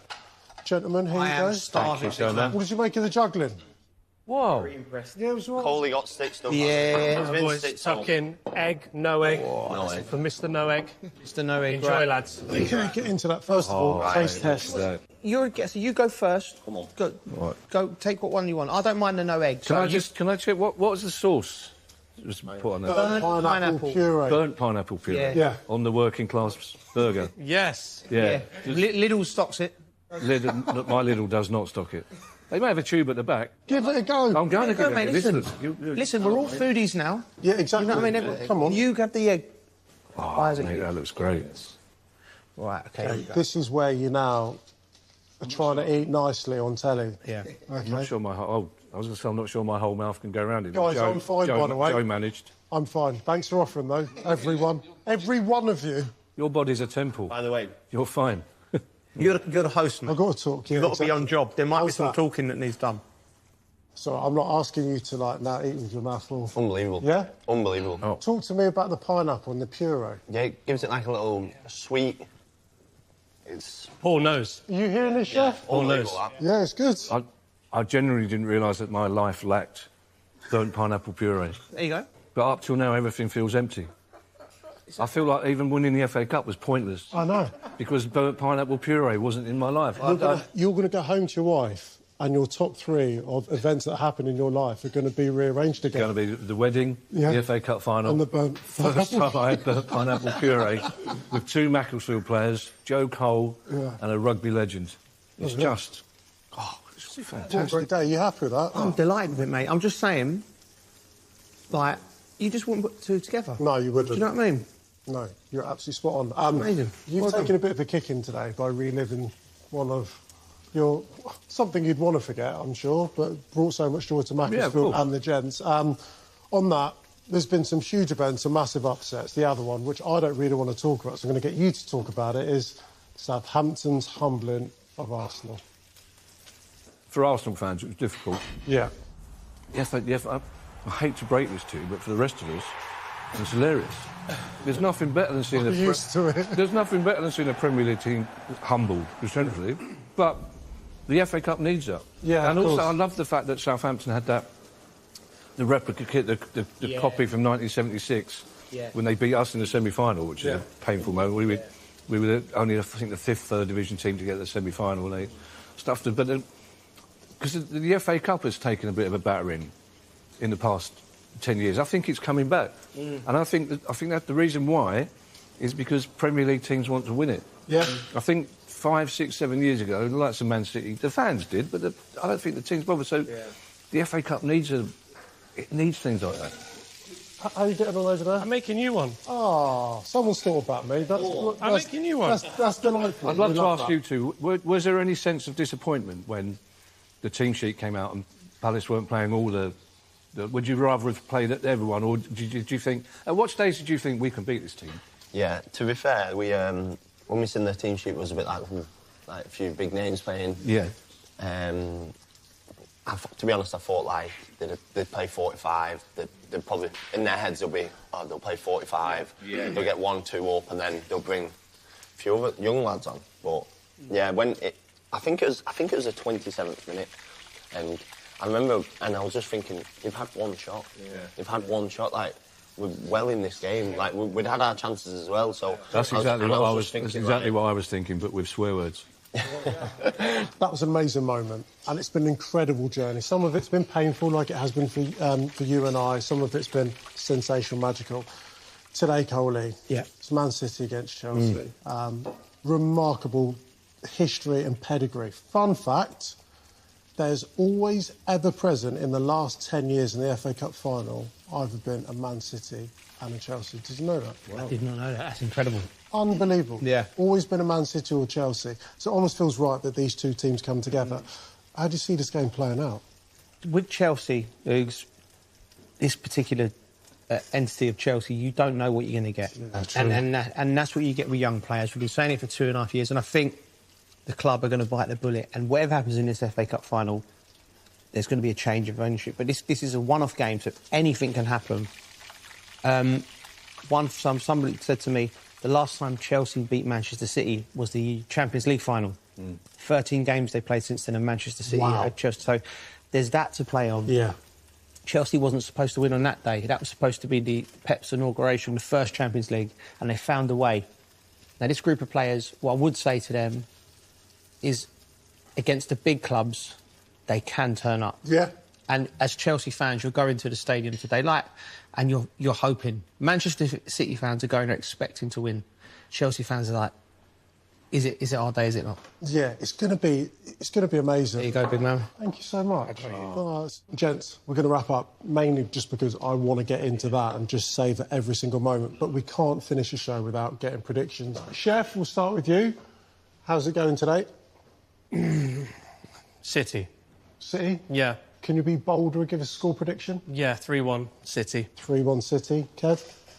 I just think City have got too much nous for them. I think that Chelsea team's too young. I know it's a bit of a cliche now, but I just think Chelsea need a couple of grizzled veterans. I can see it being 3-0. I think if Man City get the first goal, I think it'll be a stroll for them. OK, 3-1, 3-0. Yeah, I'm going City. I'm going big, 4-0. Whoa. Yeah. Whoa. Playing, are you, Paul? Yeah, I think it's going to be... What else did you put in that pineapple? Is there any... Sorry, Coley, but I'm going big. Right. I'm going big, I think. City are too good. 3-1, 3-0, 4-0. I'm going to say 4-0 City. Yeah. Wow. You never know. Anything, Coley? Oh. Well, that shows where the neutral is. I'm going to go... I'm going with my heart more than my head. I'm going to go with 1-1 Chelsea, extra time, on to penalties...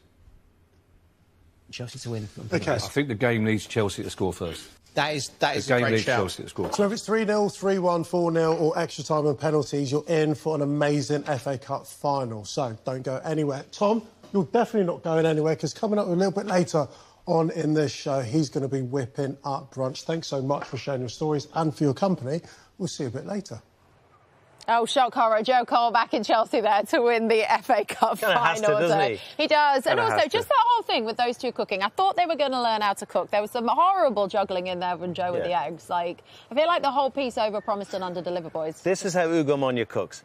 Katsu chicken, please. Yeah, exactly. That's how he cooks his dinner. Good though, but like it's all part of celebrating FA Cup final day and just kind of cooking and just enjoying it all with the family. Unless, of course, you get to play in an FA Cup final and lift the trophy as our guest. Now, oh my God, Joel Ward, so good to see you. I'm just wondering what it's like being back here. Does it feel like yesterday? Well, first, it's good to be here. Secondly, it's a bit surreal sitting here and obviously having the arch in the background. But yeah, I mean, the memories are very fresh in the mind, and when you kind of come up in this sort of occasion, it brings it all back, the emotion, the excitement. So it was a beautiful day and obviously an incredible experience. Take us back to the day. Come on, what was it like from start to finish when you first woke up in the morning? Nervous, excited? I think it was actually really chilled. The whole build-up to it was super chilled. The day before we were training, meeting, and then kind of went to the hotel on your own accord. The morning of, breakfast, hanging out, meeting, done a little bit of head tennis with the team, and then I think a couple of us went off for a little coffee, little stroll into Marylebone to get coffee, and then kind of on the bus and just as you do into Marylebone. Yeah, exactly. Seriously, that's so chilled, Karen, isn't it? I would have thought every minute would be laid out and you got to go and do this or warm-ups and then walk through some game plans or anything. No? There was key moments. So breakfast is optional from 8 to 10, something like that. Then at 10:15, maybe a meeting, and then it was just like an activation, stretch the legs out a little bit, head tennis, bit of fun, which is just great. So like a relaxed atmosphere. You know, you said it's chilled day. Sometimes as a player you think, oh, this is chilled. But did you think this is a good feeling? This is going to be different for us? Yeah, I think for me personally, obviously it was a different kind of role I was playing that season with the team anyway. In 2016, I think I was so laser focused, and there was that like pressure of the FA Cup, the final, and Palace being back in it for the first time since the 90s. So it was like there was a lot riding on that. Whereas this time it was like, do you know what? We've done everything we can. We've been on a great run. The club's like moving in the right way. The trajectory of the club, the players that we had. There was just that belief within the team, and I think it helps when you've got the quality running through that dressing room that we did with Ebbs and Mark and Adam and all those players who were going on to achieve great things anyway in the game, wherever they may have gone. So I think there was just that really humbleness but quiet belief that we could obviously do the job. And the gaffer, I think, he had experienced European football and lifted a trophy. And, you know, we were going in there and we had already made ourselves proud. We had already made the fans proud. And you could go out there and express yourself and enjoy it. How life-changing is it to win an FA Cup? Well, it's great because I'm sat here talking about it, reminiscing, and it's a beautiful thing. But, you know, it's crazy how sport works. We were then in the Community Shield, you know, only a month and a half later, and things move so quickly in sport. And we're sitting here, it's the final day before, you know, obviously there's going to be a new FA Cup. I know, I don't want to make you cry, but it is your last moments as the current FA Cup, like, captain holder. Yeah, no, I'm going to milk it. It's a beautiful thing. And I think to do that, I remember as a kid watching the games and, you know, recreating moments in the garden with my brother and family and sister and everyone. And you kind of, it's something that is ingrained in the English culture. And it's a beautiful thing. And to do it here at the home of football at Wembley, you know, to walk out on that pitch. It is. I know. Amazing. I saw you earlier, kind of stroking it, and you know, it's not that back in now. It's beautiful. Though. It's nice, mate. How I didn't run across it. What's it like to play on? Looks quick. Yeah, it is. And normally it's hot, so it's not the easiest of games, especially when you're getting run around out there. But yeah, I think for me the memories have been so sweet. You know, getting promoted in 2012 against Watford. Getting to the final was incredible, playing in the semi-finals and what have you, and then to be a part of it last year. And also, it was special as well because I knew my time at the club was coming to an end. Yeah. So actually to have my son walk out as mascot at Wembley as well I was kind of sat there on the bench, kind of like, woof, come on now. Holding it together there, you're like holding it together. Stay focused. Absolutely. Well, all morning we've been asking you what has been your best FA Cup final goal. We've been running a poll. I can't believe Ebbs' goal last year wasn't in there, I have to say. The winner was Steven Gerrard, 2006, the Millennium Stadium against West Ham.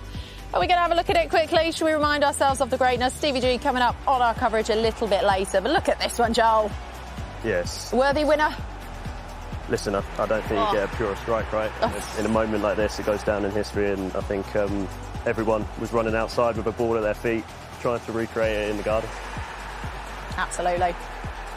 Unbelievable. Could be it, though. You see, today there could be a brand new greatest FA Cup goal of all time. Isn't that the beauty of sport? We still have no idea what's going to unfold from 3 o'clock. I have now won a piece of hallowed football term. It's the joy of sport, isn't it?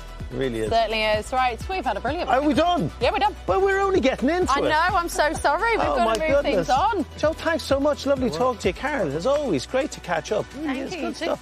Thanks to all of you for watching and watching on YouTube as well, and joining us on Talk Sport for the first hour today. It's been so much fun. It doesn't end, though. It continues. We roll on. It certainly does. Lindsay Hipgrave is standing by. She's got the next 2 hours covered before Laura Woods jumps in with Joe Cole, Stevie G, Joe Hart, the whole team. 3 p.m. kick-off for that. We've had a brilliant morning. Thank you very much for watching. See you in a sec with Lindsay. See you later.